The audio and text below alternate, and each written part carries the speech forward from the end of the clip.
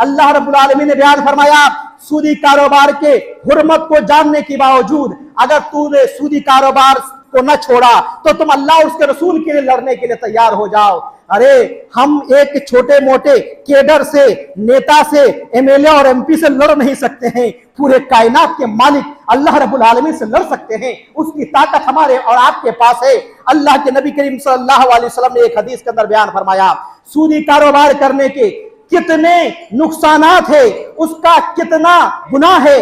बड़े गुनाह को तो छोड़ो, अगर तुम इसकी क्लासिफिकेशन करोगे और इसकी दर्जा बंदी करोगे, इसको 36 हिस्सों में तकसीम कर दो। 36वां दर्जा सबसे कमतर गुनाह यह है कि कोई अपने माँ से ऐलान करते हुए जिना करे कि मैं अपने माँ से बदकारी कर रहा हूँ, जिना कर रहा हूँ। कितना गुनाह है, ये कमतर दर्जे का गुनाह है सूदी कारोबार।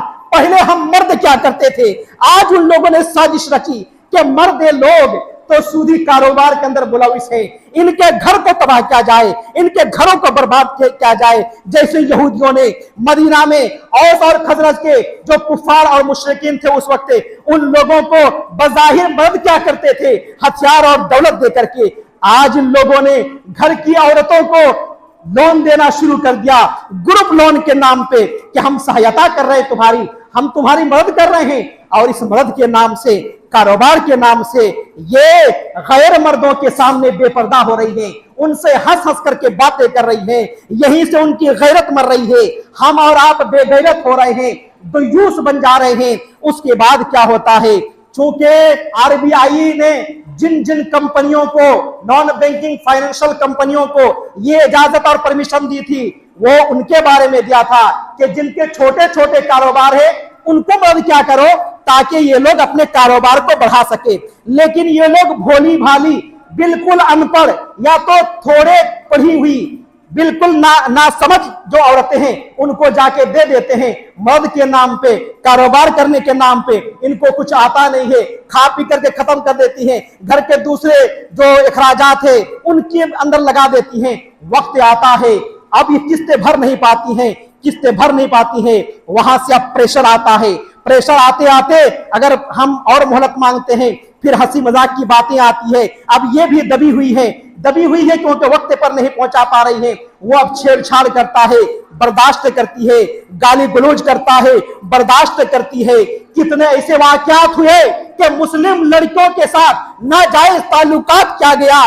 कुछ दिन पहले, 1-1.5 महीना पहले ही व्हाट्सएप के अंदर एक वीडियो आया था, मध्य प्रदेश में एक मुस्लिम लड़की यही नॉन बैंकिंग एक ग्रुप लोन देने वाले एजेंट के जरिए से होटल में पकड़ी गई, क्योंकि उसने किस्तें नहीं भर पाया था।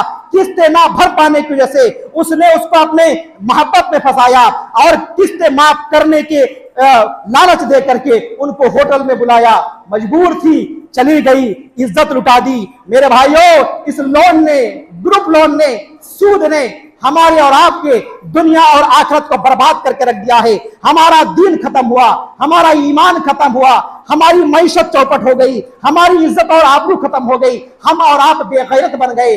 अल्लाह के वास्ते बेहतरीन जिंदगी गुजारने के लिए जिस अल्लाह रब्बुल आलमीन ने हमें और आपको पैदा किया है, उस अल्लाह रब्बुल आलमीन के बताए तरीके पर जिंदगी गुजारिए। अरे जन्नत से ज्यादा बेहतरीन जिंदगी और कोई गुजर सकती है?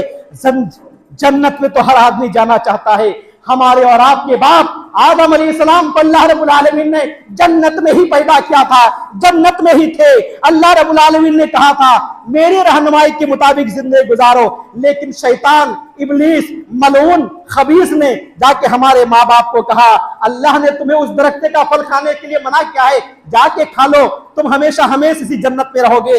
लालच में चले गए, हिर्स में पड़ गए और जाके फल खा लिए, जन्नत से निकाल दिए गए, जन्नत से निकाल दिए गए, वो बेहतरीन जन्नत से निकाल दिए गए। अल्लाह रब्बुल आलमीन ने कहा अब यहां से उतर जाओ, लेकिन सुनो तुम्हें डरने की जरूरत नहीं है, तुम्हें गम खाने की जरूरत नहीं है। जब जब मेरी तरफ से हिदायत आएगी, रहनुमाई आएगी, गाइडलाइन से आएगा, जो इसके मुताबिक जिंदगी गुजारेगा उसे डरने की जरूरत नहीं है, उसे गम करने की जरूरत नहीं है, बेहतरीन जिंदगी उसे जरूर मिलेगी। तो अल्लाह रब्बुल आलमीन की तरफ से हिदायत और गाइड बनकर के कुरान मजीद आ चुका है। कुरान मजीद को अपना ओढ़ना बिछौना बना लो, कुरान मजीद की तालीमात के मुताबिक